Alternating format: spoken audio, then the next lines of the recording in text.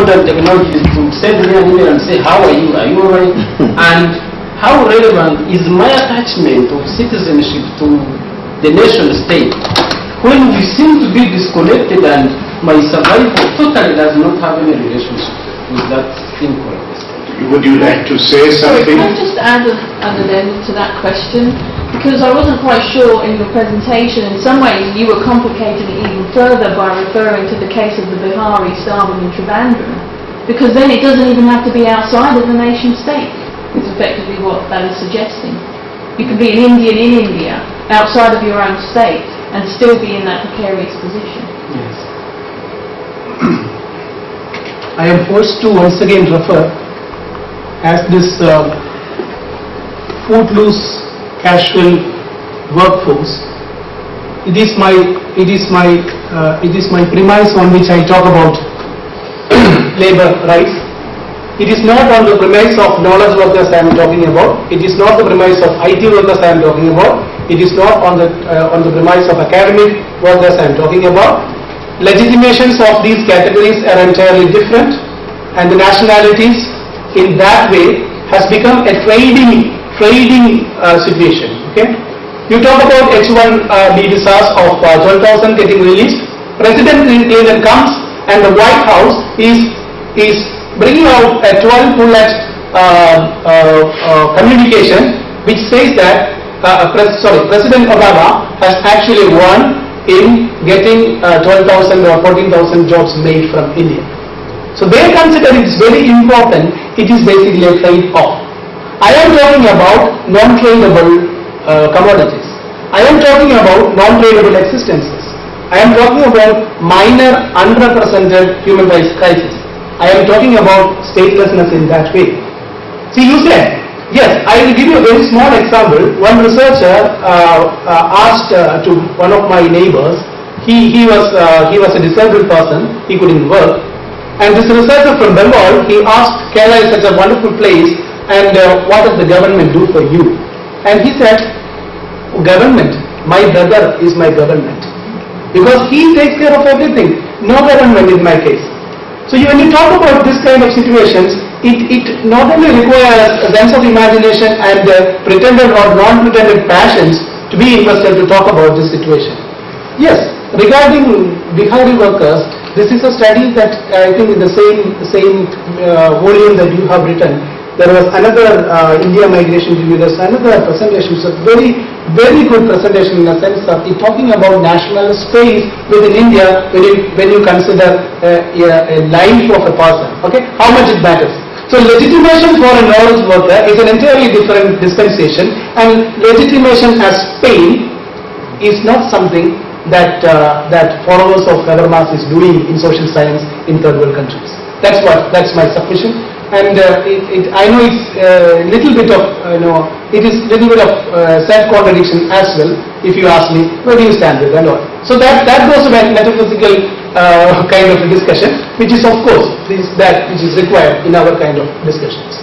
And I would say, I would say if you ask me about at many stages, I wouldn't sometimes stand with the official Indian state policy of rather promoting some kind of interest in some other neighboring countries. It is not my business to be engaging in this thing, and the international media is telling me about that. So I would say that if the US does that, probably I will oppose with the same social science mind. So that is the kind of academic freedom. If that is the kind of academic freedom that we have, then probably we can understand the statelessness in this way. Yes. Good. I'm glad we've had some life into the session with the questions and answers. You see, as somebody who professionally dealt with diaspora issues bulk of the foreign service career, the biggest dilemma to a policy maker is, particularly of the foreign office of the government, is harmonize these two situations. That is, on one hand is you have to protect your citizens, as the gentleman rightly said, his rights, and if his state cannot protect him, why should he worry? And on the other, the broad principle, we have accepted the sovereignty of those states, and we have accepted the principle that we will not interfere in the internal affairs of the other countries. And even the concept of human rights have become only, it's basically center stage only for the last 20 years or so in the international politics. I would say post-President Carter. And that's where we get into this very difficult situation. And I have dealt with the Arab world in the Foreign Office. And it's one of the most difficult things for an Indian diplomat to be in charge of the division dealing with the Arab world, because every day you deal with the kind of issues which my friend mentioned. And or even bigger horror stories than that. And then at times I have been agonized enough to ask, I can say here, there is no media present, off the record, to the Saudi head of mission, that, you know, but you, Alan, will correct me, that you talk about the concept of Ummah in case of Islam, and it would be true of other religions as well. Where is this feeling of Ummah? I don't find one bit. Whether it is Indian Muslim worker or a Pakistani Muslim worker or a Bangladeshi Muslim worker in Gulf, I don't see 1% sense of Ummah being displayed there. How do you treat these people who you say they are part of your brotherhood? Your brotherhood extends only where your direct self-interests are not involved. Does the OIC ever discuss these issues? No, it does not ever. But this is where the problems come. I put a temporary ban on the export of maize from India to Kuwait, and all hell broke loose. I had pressure, my minister had pressure from the chief ministers of the state to lift that ban. And we had pressure from the Kuwait government that lift that ban, because we knew how they were treated in many cases. So it is an issue on which the world definitely need to do much more than what we do. And I do believe that the GCC countries right now get away with the worst human rights violations possible. But I couldn't say that till I was in service. I have no hesitation in admitting that. One did one's best how one could, there was a line to which one could go and not beyond. And one had to keep track, then the larger geopolitics, the larger national interests, what will happen to my energy imports, what will happen to all other things, my international trade, and all other considerations come in, and this became one of those many issues when you determine the relationship. Or to Professor Adam. Okay. Thank you very much, Chair. I think we are getting late. I think I will be real fast. And this is a group of 9 presenters. I can tell you, how excited I was to listening to all the presenters. I think all of them brought very interesting insights and also very new theoretical underpinnings in some cases. So I really enjoyed listening to all of them. It's a good learning experience for me personally. Having said that, I think the first one, Diaspora in Mauritius, recipe for contested development by Hanita. I think it was first of all provided a very good statistical data about the different diaspora groups that are in Mauritius, and also the competition between China and India in terms of investment. That was of a great deal of interest to me. Recently I wrote an article on how China, India and Japan, they are competing in Africa. But this is a good comparative kind of things. How both of them are trying to stake and trying to increase their turf, and also in Mauritius. I think that's the power game that they do. And also I like very much the way you said about the Franco-Mauritians, Indo-Mauritians, Chinese-Mauritians, and the interplay between them. Some of them are a little bit complex, but at the same time you try to show them, how they play and don't play in that within that whole entire power game. The next presentation was Old Faiths and Global Organizational Frames by Dr. Kiran Bhusi. And you talked a lot about the transnational space and also the religious activity and spaces. You also talked about like how, for example, a priest, they behave one way, let us say in a typical South Indian temple, and how, let us say, in a Pittsburgh temple in US. And also you showed very nicely. I mean, I remember I spent 15 years in US as a student and also as a faculty.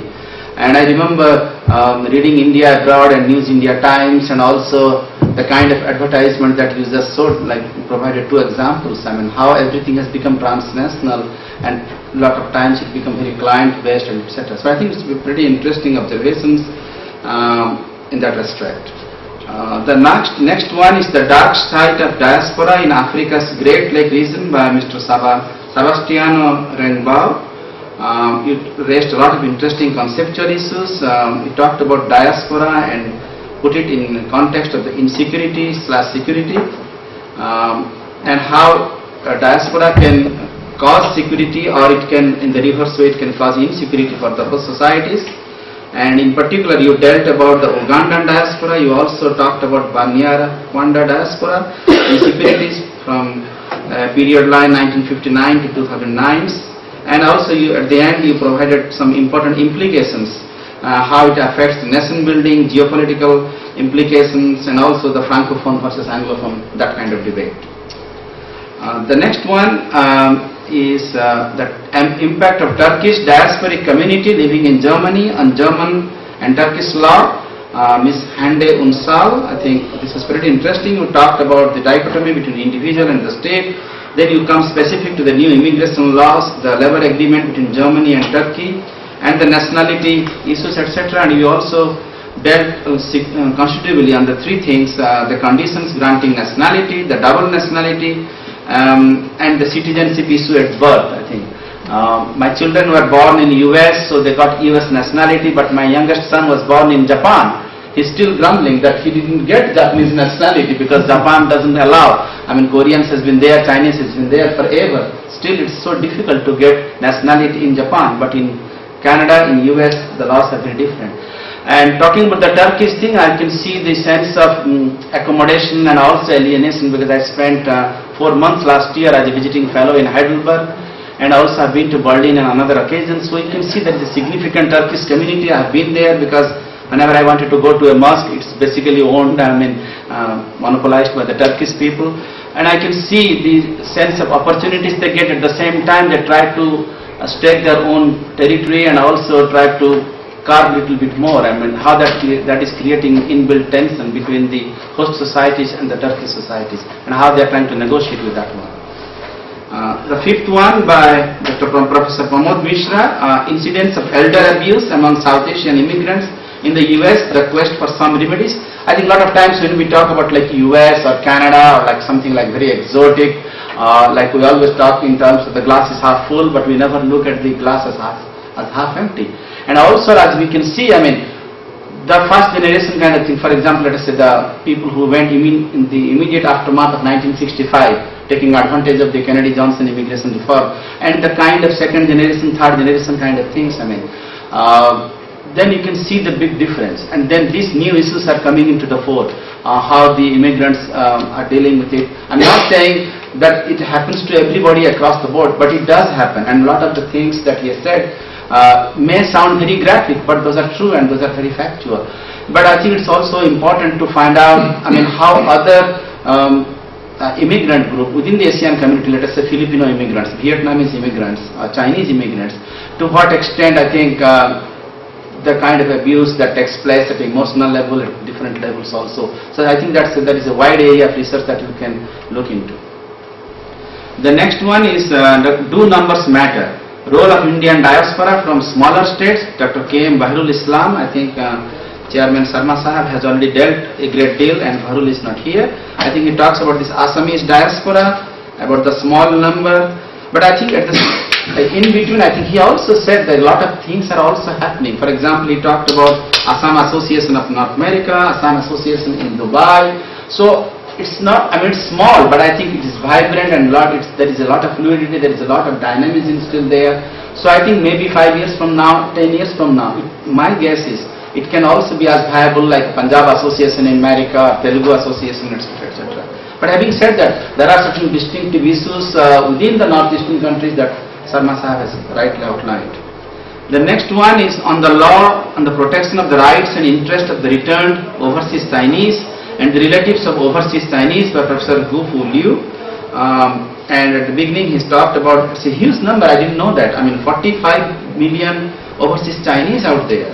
And he also made a very interesting timeline in terms of how the number between 1952 to 1978, I mean like the end of Mao and the beginning of Deng Xiaoping, etc., the less number of Chinese exited from China, but then again Jiang Zemin, Hu Jintao, I mean the latter part in the 1990s and 2000, how the bigger number of Chinese, I think they are moving forward. I think there are a lot of areas that we can look into it.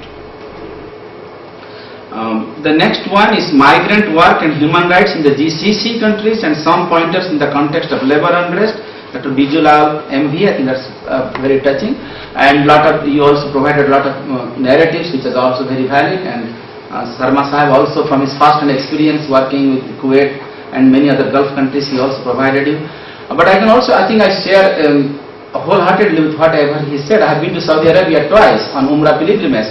I don't like to say anything negative about my fellow Muslim brothers and sisters, but I felt like I was like almost like an Alice in Wonderland the moment my flight touched in Jeddah airport till I went to Mecca and Medina and all kinds of things.